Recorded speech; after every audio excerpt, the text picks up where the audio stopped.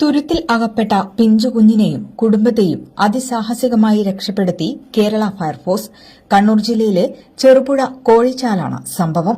വെള്ളപ്പൊക്കത്തെ തുടർന്ന് കോഴിച്ചാൽ IHDPയിൽ മരപ്പാലം തകർന്നിരുന്നു. ഇതിനെ തുടർന്നാണ് കോഴിച്ചാൽ തുരുത്തിലെ 6 കുടുംബങ്ങൾ ഒറ്റപ്പെട്ടത്.